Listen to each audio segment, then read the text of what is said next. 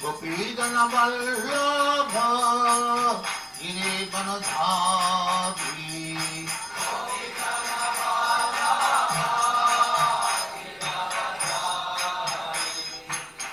Yasodhanandana Brajajana Ranjana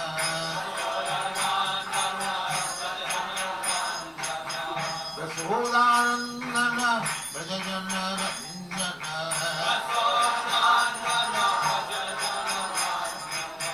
Yamuna Tiro Vanachadri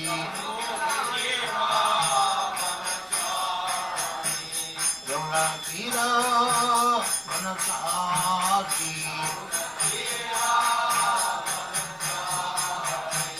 Jaya Radha Madhava Punyabihari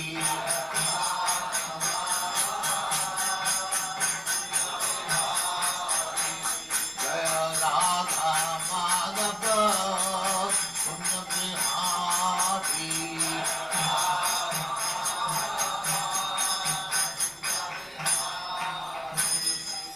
Jaya Paraman Sabribhajagacharya Sakari Small Ram Saraswati Goswami Bhagavad Jaya Nanda Gori Goswami Jaya Ramacharya Sri Haridas Thakur Jaya Names of the whole Sri Krishna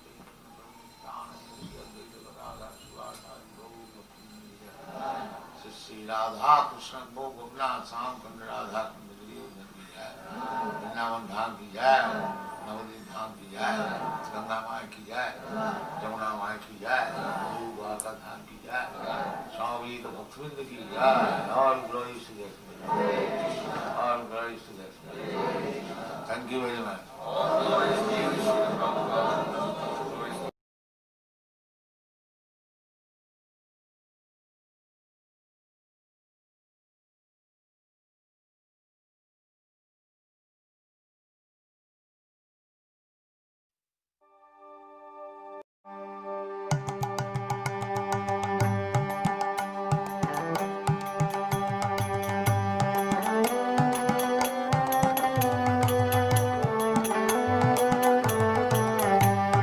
Nadia Gojumenitananda Mahajan Nadia Gojumenitananda Mahajan Hatya Chinam Hate Jibera Karan Hatya Chinam Hate Jibera Karan Shradhavan jan hai, Shradhavan jan hai, Shradhavan jan hai, Shradhavan jan hai. Prabhu aagai bai magiye bhikha, Prabhu aagai bai magiye bhikha.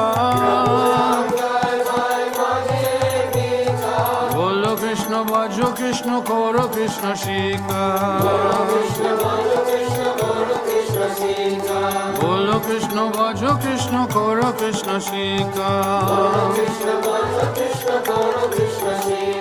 Aparara Shunna Hoy Loho Krishna Naam Aparara Shunna Hoy Loho Krishna Naam Krishna Mato Krishna Pito Krishna Dana Pran Krishna Mato Krishna Pito Krishna Dana Pran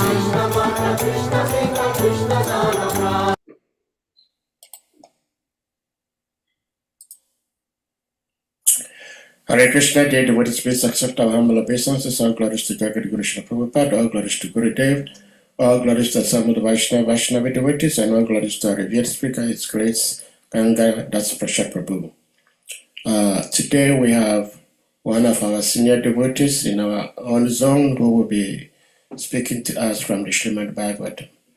Prabhuji, you're very much welcome, and without further ado, we may put the verse on the screen and you take it over from here. Hare Krishna. Hare Krishna.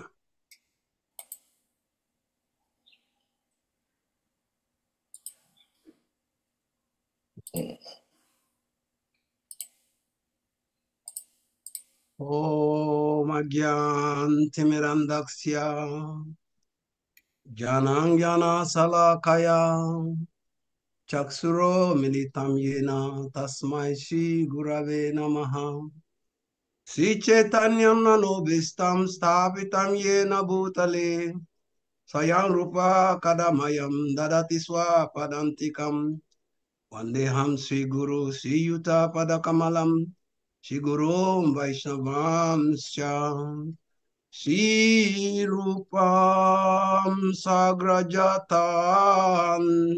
Sahagana Raghunatam Vitam Tam Sajivam Sadvaitam Savadutam Parijana Sahitam Krishna Chaitanya Devam Sri Radha Krishna Padan Sahagana Lalita Shri Vishakambitam Sha He Krishna Karuna Sindhu Dina Bandhu Jagatpate Gopesha Gopika Kanta Radha Kanta Namastute Tapta Kanchana Gorangi Radhe Vrindavaneshwari Vishwabhanu Sute Devi Namami Hari Priye Nama Om Vishnu Padaya Krishna Prestaya Bhutale Simati Radhanath Swami Iti Namine Nama Om Vishnu Padaya Krishna Prestaya Bhutale Srimati Bhaktivedanta Swami iti namine Namaste Saraswati Deve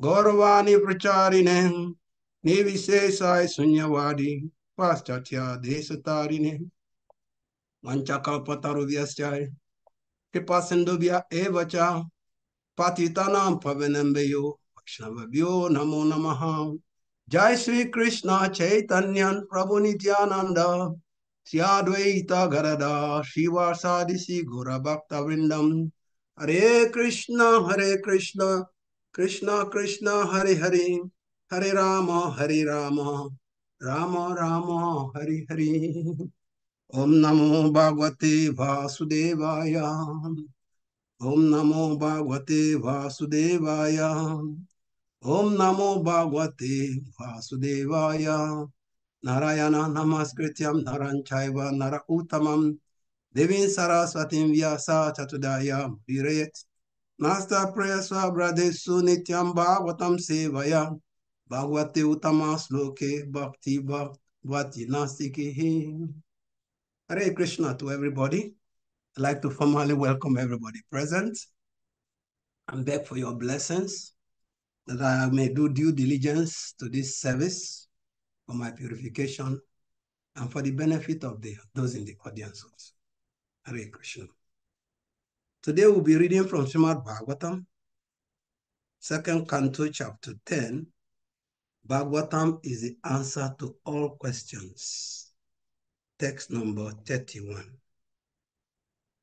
Vachamamam sarudira nedo majasti datavam bhumyapte jo maya sapta pranovyo mambuya vayubi Dakshama sarudhira medo majasti datavaham mumya apte jo maya sapta pranovyo mambu vayubi swakchama sarudhira medo majasti datavaham Omi apte jo maya sapta pranovyo mambu vayubi. Word for word transliteration. Twak, the thin layer on the skin. Chama, skin. Mamsa, flesh. Rudira, blood. Meda, fat. Maja, marrow. Asti, bone. Datava, elements. Bhumi, earth, up, water, teja, fire, mayaha, predominating, sapta, 7, prana, breathing, air, vyoma, sky, ambu, water, vayubhi, by the air. Translation and explanation by Divine Grace, A.C. Bhaktivedanta Swami Jaga Guru Srila Prabhupada, the key, Jai. The 7 elements of the body, namely the thin layer on the skin itself, the flesh, blood, fat, marrow, and bone are all made of earth, water, and fire. Whereas the life breath is produced by the sky, water, and air. Purport by Srila Prabhupada. The construction of the whole material world is prominently made by 3 elements, namely earth, water, and fire. But the living force is produced by sky, air, and water. So water is a common element in both the gross and subtle form of all material creation. And it should be noted herewith that due to necessity, water being most prominent in the material creation is the principal element of all the 5. This material body is thus an embodiment of the 5 elements, and the gross manifestation is perceived because of 3, namely earth, water, and fire. Sensation of touch are perceived due to the thin layer on the skin, and bone is as good as hard stone. The breathing air of life is produced of sky, air, and water, and therefore open air, regular bath, and ample space in which to live are favorable for healthy vitality. Fresh produce from the earth like grains and vegetables, as well as fresh water and heat, is good for the upkeep of the gross body. Kankaroti wa chalam, pangom langa ya tegirim, ya kripatwa mahawande, siguru dinatarinam. Ya kripatwa mahawande, Paramananda Madhav, Sri Krishna Chaitanya Ishvara.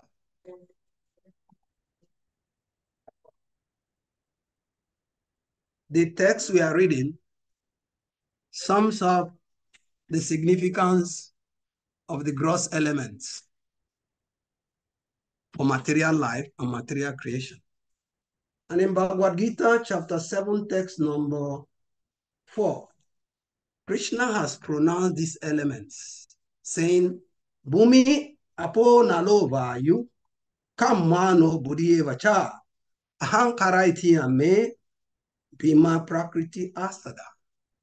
So Krishna pronounced it in Bhagavad Gita as his own separated material energies. He mentioned that, but the functioning of these elements or energy is not analytically presented. But in the purport to this very text, Prabhupada says something very significant or worthy of note. The science of God analysis. So when Krishna said air, water, fire, this, there was no analysis. But here he said, the science of God analyzes the constitutional position of God and his diverse energies. Analysis means you break it to the smallest, you call it LCM.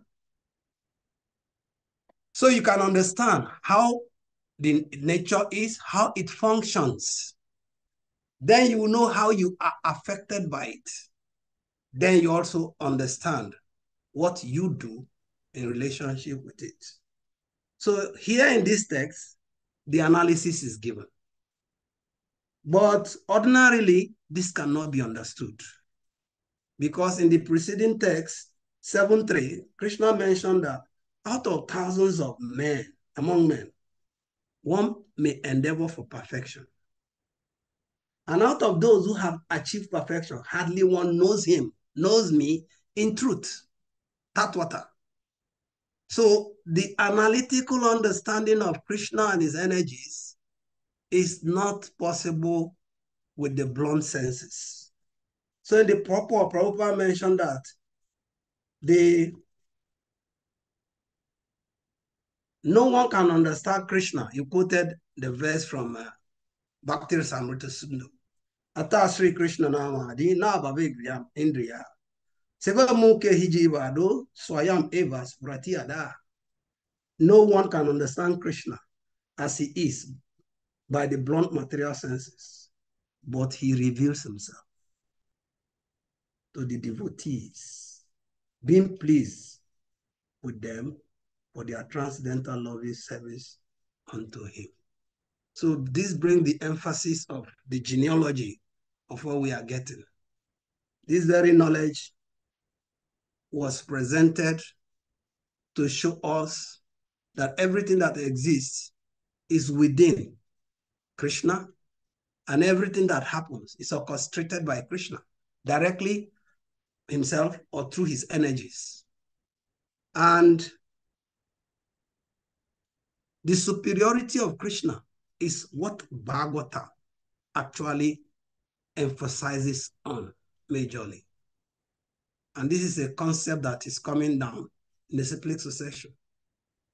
In the 9th chapter or the 10th chapter of Bhagavad Gita, text number 8, Krishna had mentioned that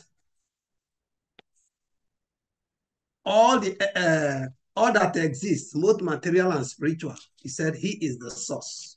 This corroborates what we are talking about, the elements. Am savasya prabhavu, mata savam pavatate, iti matva bhajante mam buddha samambita. I am the source of all spiritual and material world. Everything emanates from me. The wise who perfectly know this engage in my devotional service and worship me with all their heart. So knowing Krishna as he is wisdom. And the use of wisdom is to engage in Krishna's devotional service. And so if Prabhupada had mentioned in the purport and Rupa Goswami quoted, you can't know Krishna by the blunt senses. So devotional service is the onus for knowing Krishna and for aligning with Krishna. And if you go to chapter 18 of Bhagavad Gita, text number 55, Krishna clearly also mentions this. He said that Bhaktyama Navijananti Yavam Yas Chasmi Tatwata Tato Man Tatwatu Nyatwa Visate Tam Anantara. This is very significant. If engaging in devotion is the onus, then Krishna says here, one can understand me as I am, as the Supreme Personality of God, only by devotional service. It corroborates. And when one is in full consciousness of me by such devotion, he can enter into the kingdom of God. That is the goal. Psalm CD. The perfection is to enter the kingdom of God. But the kingdom of God is not like getting a visa to go to America or any country in the world. Devotion is the visa. But devotional service also, anyone who is a practitioner, you know it is not child's play. It is not. Sravanam Kirtanam Vishnu Smaranam. Chanting the glories of Krishna, hearing about Krishna, remembering Krishna. It's not that easy.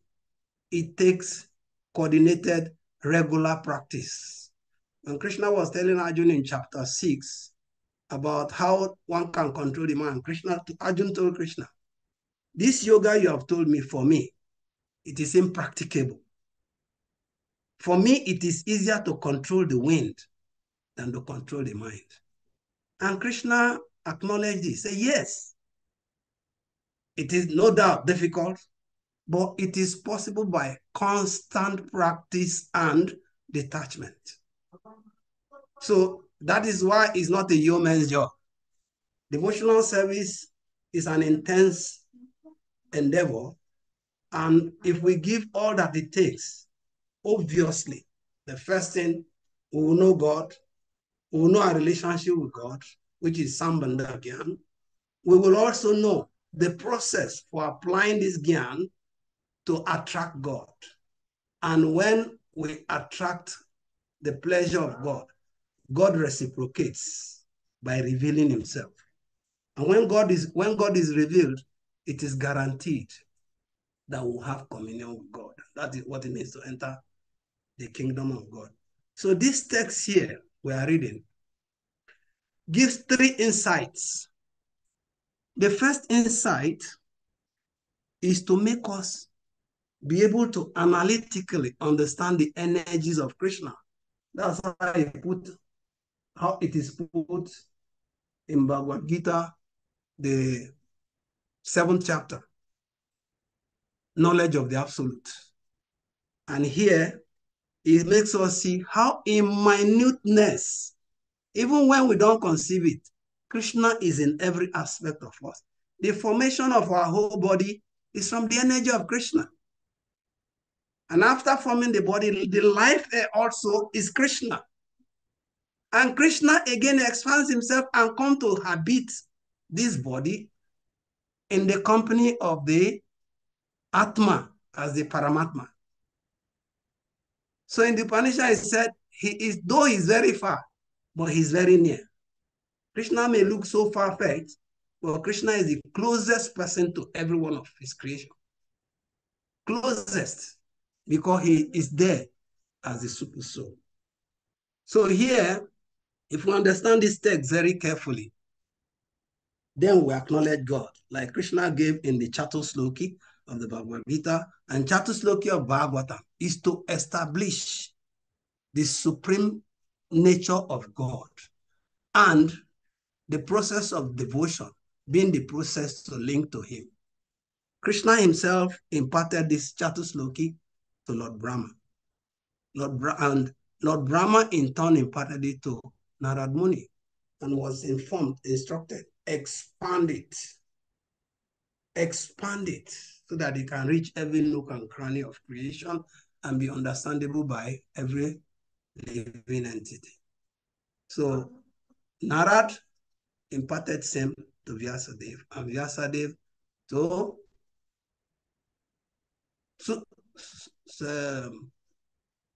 Sutta Goswami. Sukadeva Goswami, his son. Like this, he has been coming down. Our purpose is to understand Krishna. When we have known Krishna, automatically we will know our relation with Krishna and what duty we owe in that relationship, and what will be our destination at the end of this life. So this analysis is for understanding Krishna, even from our own point of view, our construction, our physical look. If you understand that everything about you, Krishna is present, how can you live a moment not remembering Krishna? That's why Krishna in Bhagavad Gita, he made this demand. Out of the 700 texts of Bhagavad Gita, remembering Krishna was emphasized twice, in 934 and 1865. Always engage your mind thinking of me. You cannot think of what you don't understand. You cannot think of what you don't know. You cannot relate to what you don't know. So this text is giving us an eye-opener understanding that our body, our skin, or our whole formation, the solidity in our body is made only by these 5 gross elements that Krishna said he separated external energy. And in this text, they give us very, very clear description that water, fire, and earth is what gives you the solidity that you are seeing. You can feel it, you can touch it, solid. And the inside frame is like when you are doing some concrete casting. You put some steel rods to make it stand solid. The same way our body has been formed like columns and beams with the bone inside. And that bone, the marrow inside the bone, the flesh, the blood, the fat, and the skin, and the light thin layer of the skin, which is 7 in number. That's what is meant by sapta, 7. They are formed from earth, water, and fire. And this solid form does not have any bearing or function if it does not get habited by the life air, the life air. It's just like the whole of material creation has been assembled, everything is put in place. The Karana Dakashai Vishnu have manifested, Gabo Dakashai Vishnu have manifested into the universes, Shiro Dakashai Vishnu also have manifested. But nothing was working for thousands of years until the Virat Rup manifested. That is the life air of the whole material nature. And so the preceding text describe elaborately how the Virat Rup is formed and how everything in the material world is embodiment of the Virat Rup. And Virat Rup is the material presence of Krishna in the material world. Though is representation of Krishna in the material world, but the scripture says it is eternal, but only eternal in the material world. Virat Rup is not in the spiritual world. This here only. But that is the presence of Krishna. That is the sum total of everything in creation. And that is why in Upanishad I said, his hands are spread everywhere. His limbs are everywhere. Because every limb that exists, including your limb and my limb, they are part of the Virat Rup. So that's how God is spread. Now, if you understand that God is so close to you in terms of the thin layer of your skin, the skin itself, the flesh that the skin covers, blood that flows in your vein, the fat and the marrow and bone, what will happen to you? This is what in that English word that says skin deep. Skin deep understanding of the presence of God in you. If you know that deeply God is within you, you cannot afford but think always of God. Your thinking, your feeling, and your willing will be in alignment with the desire of God. And if it is mentioned by Chaitanya Mahaprabhu when he was speaking to Sanatana Goswami, Jivira Swarupa Hare Krishna Nitya Das, we are all eternal servants of Krishna. And so it means everything that we can access, instead of trying to lord it over to enjoy it, we should devote it in devotion to the service of Krishna. And this will help us to have a wholesome understanding that we are never independent. It is out of trying to express independence that we came into this material world. Out of extension of that expression, we got material body, because it said the material body is formed according to the desire of the living entity. Each material body is formed according to desire. And the body is given, the desire is to lord it over material nature.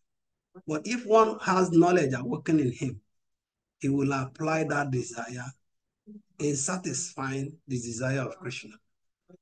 And once we're able to satisfy the desire of Krishna, in that text, 1865, when one is in full consciousness of him by such devotion, that is express entry into the kingdom. And getting into the kingdom of God, like I was reading to somebody yesterday, the science of reincarnation.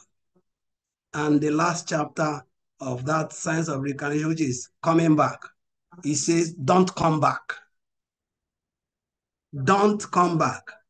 So that is what you actually achieve at the end of your existence here. that you don't get back into this place. And that is what Prabhupada labeled as making the best of the bad bargain. It's a bad bargain to get a material body.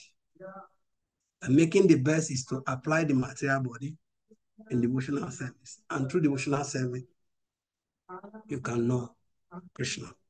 So first thing is we understand by analysis the energies of Krishna. Second, we understand that we are never independent. At no time are we independent. We are dependent always. We are dependent on Krishna to be able to live through his energy. Like I said, the life air that we breathe is Krishna's energy. The senses with which we perceive and walk is controlled by different ministers of God in the form of the demigods. The eye sees because the deity of the eye is there, the sun. The mind can respond or record all the information that are coming because of the presence of the deity of the mind, which is the moon, the demigod in charge of the moon planet. Like that. Is there anything you can do on your own? No. So that is why that question that Pariki put to him, Adhyatmika, Adibhotika, Atidevika. This is also part of the analysis of the working of the energies of Krishna. When ultimately we understand this, that we are not independent, then we endeavor to create rapport, feeling, relationship, exchange with Krishna. And that is how our material life becomes perfected. Now, until this point where it's mentioned that the material body is thus an embodiment of 5 elements, and the gross manifestation is perceived with the 3, namely earth, water, and fire, for the solid body. Then sensation of touch, which is feeling from the skin, is perceived through the thin layer of the skin and bone. The breathing air of this of life is produced by sky, air, and water.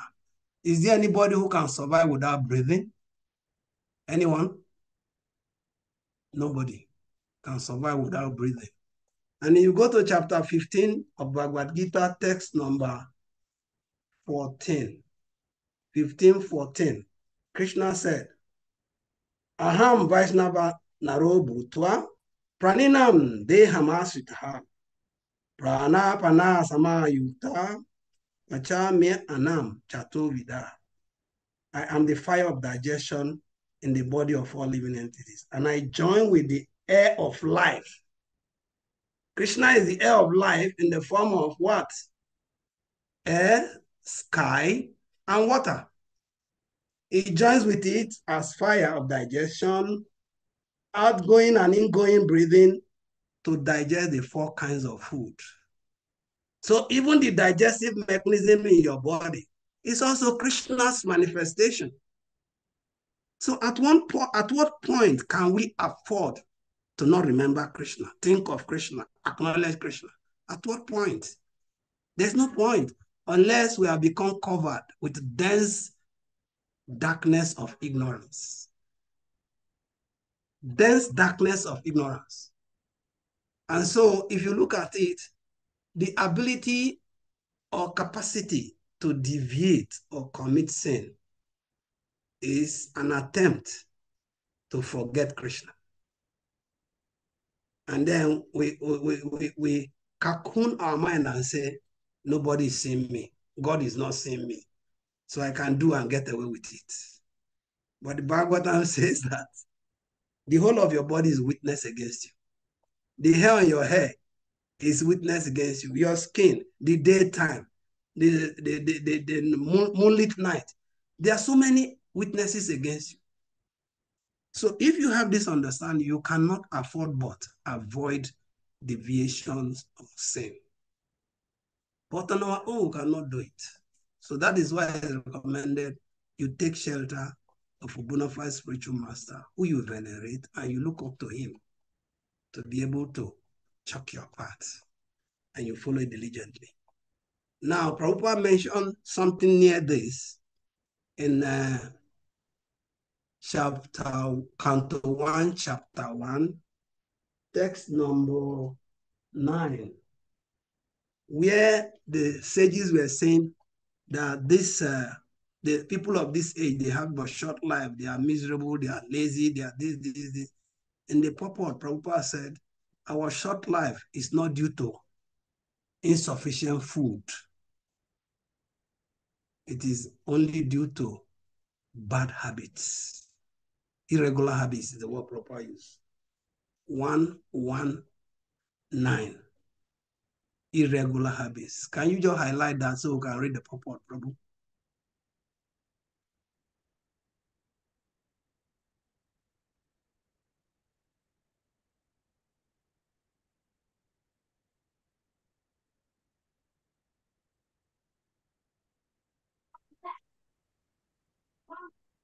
Hmm? Yes. That was at my own uniform. I'm going to sleep. Are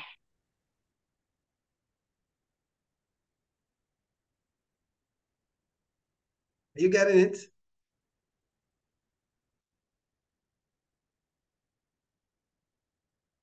You are muted. Sir Dave, you are muted.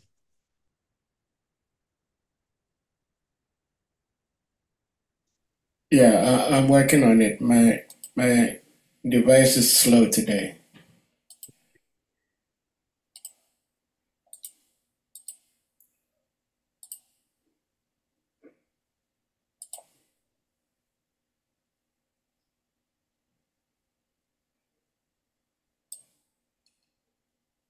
It's 1110, sorry, not 119, 1110. 1110.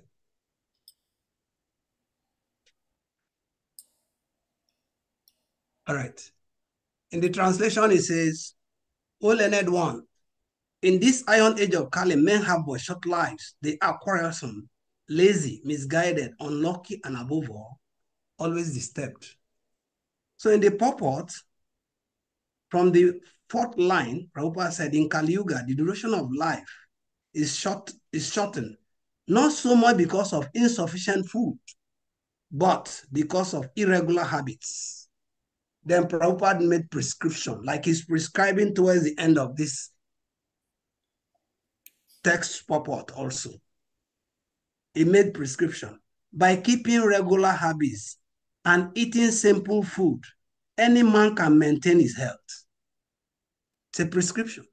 And then the analysis is overeating, over sense gratification, over dependence on another's mercy, and the artificial standard of living saps the very vitality of human energy.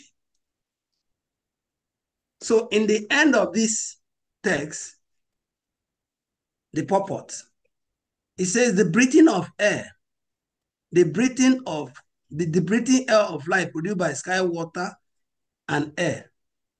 And therefore, open air, this is also a prescription, open air, regular bath, and ample space in which to live are favorable for healthy vitality. Here again, vitality was in that very text we just finished.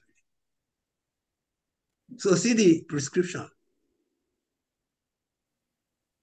Open air, need space. If you look at earlier than now, the colonial master, when they built on a patch of land, they built just one small bungalow in the middle of the plot. Then there's vegetation, there are trees, there's enough of landscaping so that there will be free flow of air. And even the structure is built in such a way, there will be what they call cross ventilation. Prabhupada is mentioning here, it is favorable for healthy life. Then he goes further to say, fresh produce from the earth, like grains and vegetables, as well as fresh water and heat, is good for the upkeep of the gross body. This is also a prescription. So in this very portion, it makes us know that patronizing, what do they call it?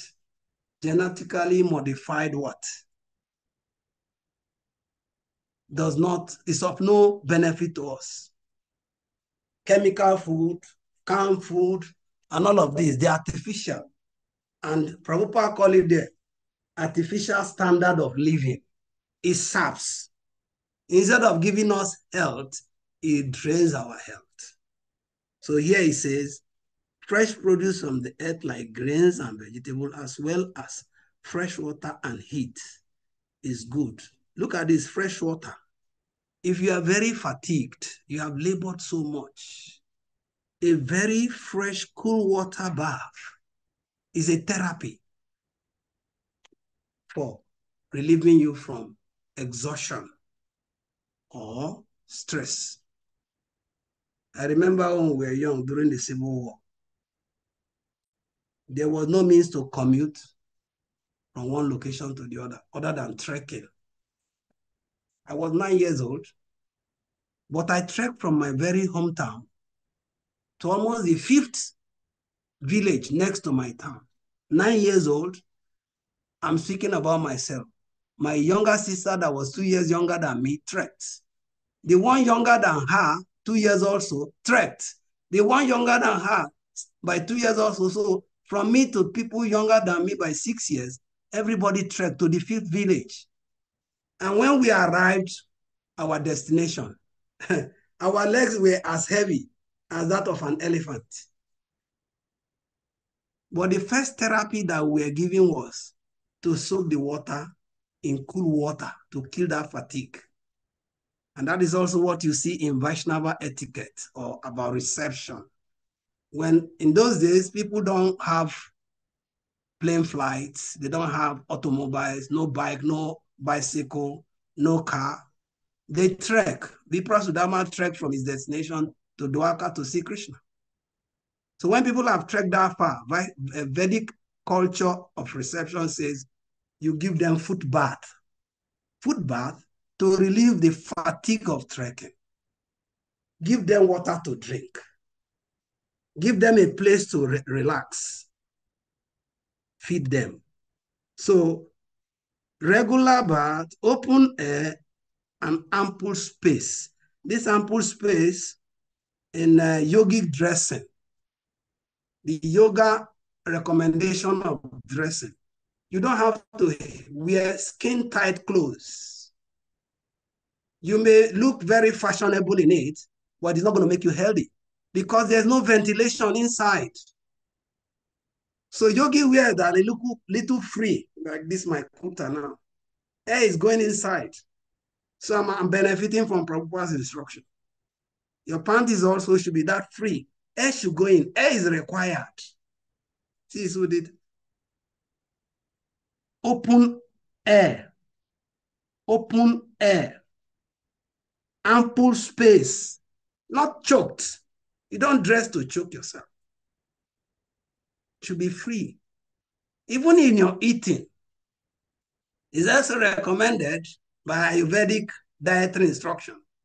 When you eat, you feel only half of the stomach solid.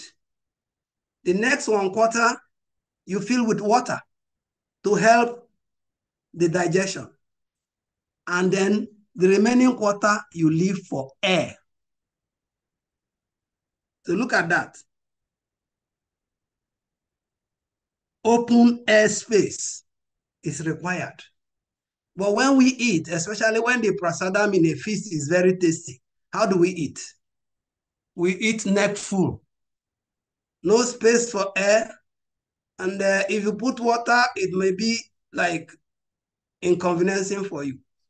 And if perchance you lay down, the food will be coming out from your nostrils because you have not observed Vedic or Ayurvedic dietary instruction. So air is important. Space is important for vitality and regular bath. You take bath in the morning to keep clean, and after your whole day's job, especially for grihastas, you take another one-time bed, minimum 2 times a day. For sannyasis, more than 2. For brahmacharis also more than 2. So this is our culture. And that is what is mentioned there. And then if you have to eat, please eat natural food. It's called organic, not inorganic, organic food. Fresh produce from the earth like grains, vegetables, as well as fresh water and heat. Water and heat is good for the upkeep of the gross body. So be healthy in your body and also be healthy inside you by chanting, reading, hearing, engaging in devotional association. Keep a clean environment. Keep clean hygiene, clothing, and everything you use. And whatever is there in your environment, because it's Krishna's energy, you take good care of it. Srila Krishna mentioned one thing I never forget. He said, no Krishna's cooking pot should be left unwashed overnight. But what do we do in our regular practice? We are so fatigued after the festival sometimes that they are heap of unwashed pots. But Srila Krishna did not approve of it.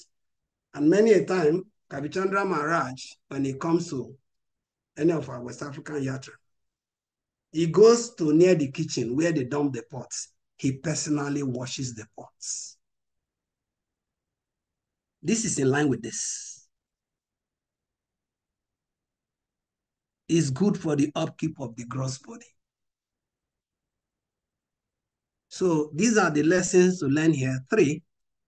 One is understanding Krishna. The other one is understanding we are never independent. And the other one is that even this body we are given, we should take care of it by keeping it healthy inside and healthy outside. It's just like the story that is given that a lady had a very good steel cage for birds. And daily she will be shining the cage, but she forgets to feed the bird inside the cage. And so in the end, what happened? The bird died. And what is the use of the cage if the bird died? It's useless. So in the same way, when we know that everything is Krishna's energy and that our body is a formation of Krishna's energy and Krishna is present inside us, then we should take care of this cage inwardly and outwardly. That's when he said, Uma Pavitra, Pavitruva, Savastanga Topiva, Yasmari Pundarik Aksa, the lotus-eyed one, if he's remembered, will become Sabahya Byantara Suchi, will be clean inside and outside. Hare Krishna. This is the much my understanding can give in this short purport of Prabhupada that is very deep also. And it sums up the whole lesson about the Virat group. And this one opens a new vista of the composition and the working of our physical and subtle body. Thank you very much. If there are questions, please, we can share. And any contribution also for better understanding, you're welcome. Hare Krishna. Hare Krishna. Thank you so much for such a wonderful delivery of the text. That was very beautiful. Lots of insights, both common sense, shastric, and science, as we know in this material world. Dear devotees, if anyone may have questions, comments, realizations you may want to ask or share, please. You may indicate by using the hand emoji and you'll be asked to unmute to speak or to share your realizations. Hare Krishna.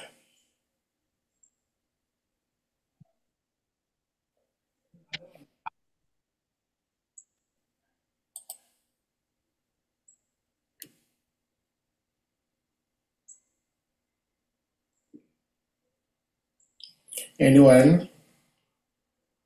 Let me see. No. Maybe it was a very boring session. Oh, no. No, it's not boring. No. Hare Krishna Prabhuji. Hare Krishna. Well, the 7 elements of the body, namely the thinner layer on the skin itself, the flesh, blood, fat, marrow, and bone are all made of earth, water, and fire. Hare Krishna. So, and this is text 31 of chapter 10 of Canto 2. Very scientific. Madhavan Prabhu, please, you may unmute.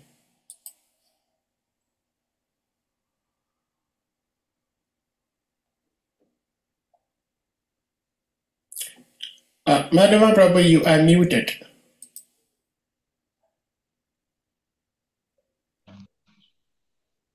Okay.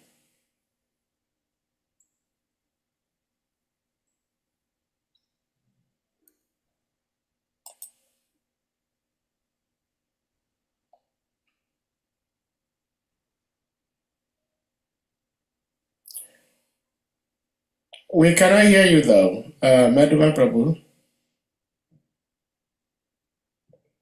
I think his internet froze.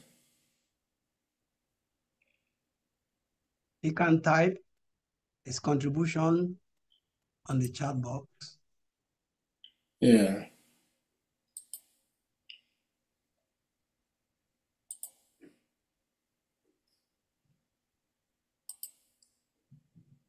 I don't think he's actually hearing us. Yeah, we lost him.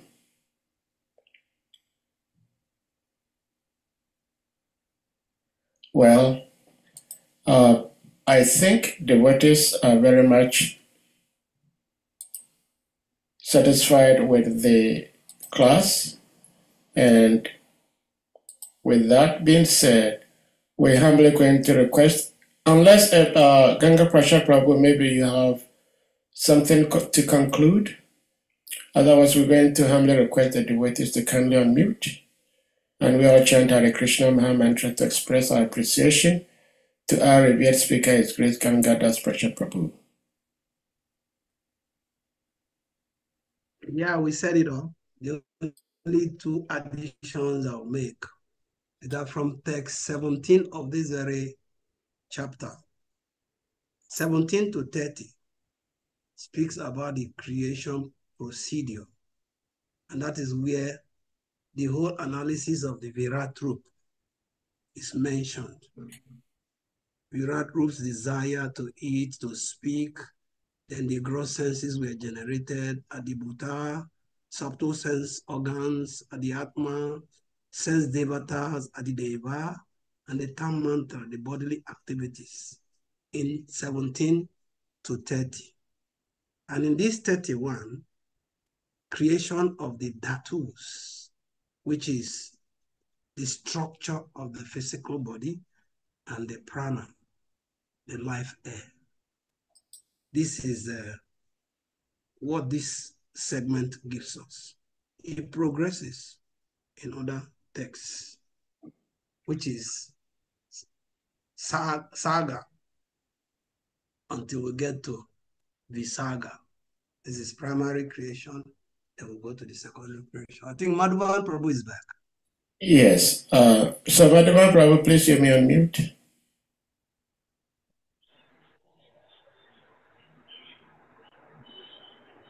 Hare Krishna Prabhuji. Hare Sorry for the Krishna, Dandavat Pranam. Hare Krishna. I'll raise onto your feet. I hope you are fine very much, Prabhu. Nice seeing you Living only by your once more mercy. again. Hare Krishna. Hare Krishna. You are blessed. Thank you. So, thank you very much for today's lecture, as it is very, very practical and analytical also. So, I really benefited so much. And I also believe I also do the same. So, the time you now mentioned about washing the dishes, not leaving it overnight. I think this practice is very helpful. It will prevent cockroaches, rats, because overnight a lot of things going on. Some other living entities now, that time they are very active.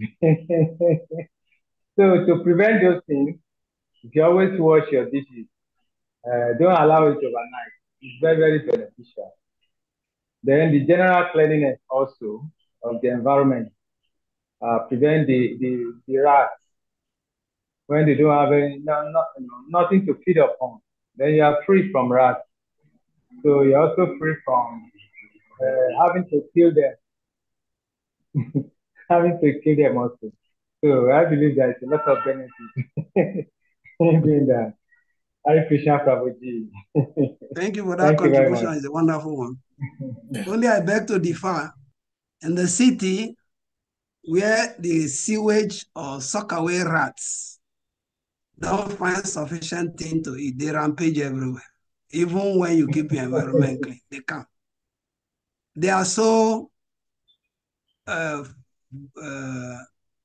desperate and despotic that even when the house cats see the sewage rats, they take a bow. You know, normally cats will eat rats, but when they see the city sock away rats, they give clearance. So the rats are hungry, they have to find something somewhere. But like you put in, yes, let us start by keeping our own environment clean. And even if something else comes, we may not be susceptible to their invasion. Thank you, Prabhu. Yeah, thank you so much for sharing that, Madhavan Prabhu. It's very interesting. Anyone else before we bring this to a final closure? So, Ganga Das Prasad Prabhu, thank you so much for giving us your love, wisdom, and your time. And with that being said, we're going to humbly request all the devotees to kindly unmute. And we all chant Hare Krishna Maha Mantra to express our appreciation to our revered speaker, Jai. Hare Krishna, Hare Krishna, Krishna Krishna, Hare Hare, Hare Rama, Hare Hare Rama, Rama, Hare Rama Rama, Rama, Rama Hare Rama, Hare. Hare Hare, Mancha kalpa tarubhyascha, kripa Sindu sindhubhyavacha, Bhakti patitana pavanebhyo, Pavanebhyo, Vaishnavebhyo, Vaishnavebhyo, Namo Namaha. Hare Anantoti Vaishnavande ki Jai. Jai. Abu Srila Prabhupada ki Jai. Wow. Hare Krishna. Hare Krishna. Wow. Ça, c'est les hommes portuaires là.